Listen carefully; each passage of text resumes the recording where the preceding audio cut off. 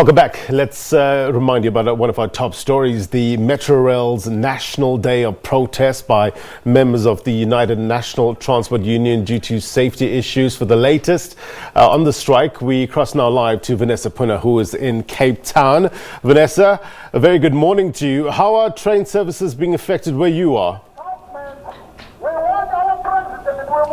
Blaine, yes, good morning to you. This morning we've been out in Khayelitsha as well as Mitchell's Plain, and quite a number of commuters that we've been speaking to have indicated that they have opted for other means of transport. One gentleman at Khayelitsha telling us that he had been waiting since 5 o'clock and we only saw one train coming through there that was just before 7 a.m. this morning. Of course, in Mitchell's Plain, the taxi drivers telling us that it seemed like business as usual, that they did not see an increase in their commuter numbers for today, saying that if there was a huge impact, they would have long queues, and that is something they did not see at the Mitchell's Plain transport interchange this morning. At the moment, I'm here at Khayelitsha, this being the starting place for a march by members of UNTU as well as Vidusa. They're planning to move off shortly and hand over a memorandum at Parliament. You'll hear behind me a small but vocal group lambasting PRASA, saying that it is a disaster waiting to happen, saying that their safety is at stake each and every day. But joining me to talk about the demands by both unions is Rifta Ajam. Rifta, good morning to you. A smallish group here behind us. Can this be taken as an indication as to the impact of the strike action in Cape Town today? Well, good morning, and good morning to your listeners. At this point in time, we are trying to get people assembled here. At this point in time, we have made contingency measures in order for our people to get out here to join the march. But as you are well aware, there have been memorandums circulated inside the various workplaces as well, alluding to intimidation tactics initially about, what will happen should workers participate in the action here. But that has nonetheless deterred us from pushing forward with what is happening. This is not the only place where the action will be taking place. As we've indicated previously, Cape Town, Johannesburg, Pretoria, as well as in Durban. Can I just ask you to reiterate? We know that safety on the rail system is one of the major gripes that you have at the moment, which is also partly the reason why this mass action has been called for today. Tell us some of the concerns that workers have on the ground. We've heard over the past few months from commuters. We know that commuters have been talking about unsafe trains, late trains, delayed trains for quite a number of years, really. What is it that staff members are going through when there are incidences of cable theft, when there are incidences of vandalism on trains? How does this affect those that actually work on the ground to provide this critical service?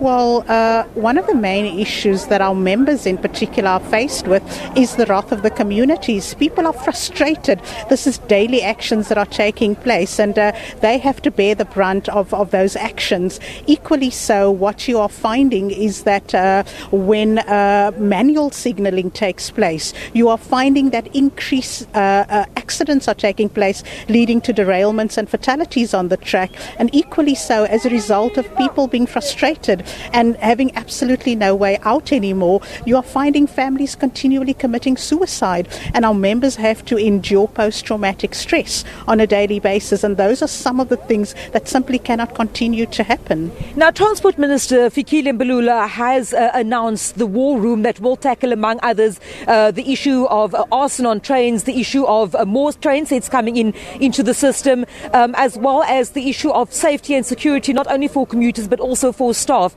Are you satisfied that this is sufficient? And if not, why are you saying that? Well, at this point in time, even though we are not looking a gift horse into the mouth, we are saying that the minister is making progress, but not at the rate that it is required at this point in time. We are finding that the infrastructure in particular, just across the road here where we are, is simply insufficient. It cannot continue to sustain nor carry the loads that we are faced with. As you mentioned, attacks of arson are taking place daily, which means that the number of train sets available is inadequate, incomplete. And as a result of outdated infrastructure, it simply does not make sense to deploy new train sets that will be running on outdated infrastructure. How then are we supposed to ensure that it can sustain the process? And what is absolutely insulting is the fact that we have manufactured new train sets, but we only have 2 drivers in the whole of the Western Cape that are able to drive those trains. So how do we then take the matter forward? Your memorandum that you'll be handing over at Parliament today, in a nutshell, what exactly is it calling for? The memorandum is calling for, first and foremostly, for occupational health and safety to be prioritised as a main issue. We are calling for the interim relief by the South African National Defence Force to come in predominantly to come and safeguard the assets. The assets here, we're talking about Metrorail, in order for them to repair the infrastructure so that the new train sets can be deployed automatically. We are also calling for the South African police services to extend their mandate to protect the general commuters as well as our members, as well as for the old railway police unit to be deployed. Amongst those things, there's a list of demands outlined, but those are some of the key things that we are calling for. The railway enforcement unit, the railway safety unit that was launched a short while ago, have you seen some sort of impact with regards to the safety on trains, with regards to that collaboration really between the 3 spheres of government? Well, it would be nice to have instant gratification, and it's nice when you have social media stories spreading, but unfortunately we see the carnage on a daily basis. We are seeing overcrowded trains continuing to happen. We are getting statements from our members that are actually monitoring the situation to say that attacks on the trains continue, and here we talk about stabbings daily, we talk about robberies that are taking place, and the train systems continue to not be able to manage the process. And even though there have been tiny success factors, like I say, it's simply not enough to satisfy the needs of the general population out here in Cape Town that are reliant on the system.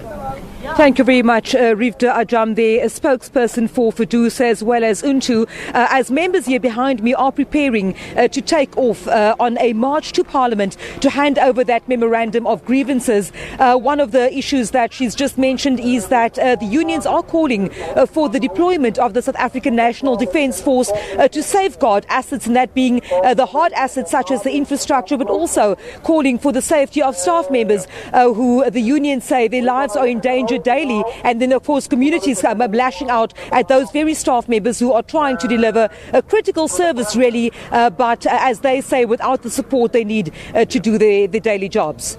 Yeah, ensuring efficiency is key, ensuring trains on time is key, but I guess ensuring safety is paramount. Vanessa Poonah, thank you very much indeed. Vanessa's coming to us from Cape Town.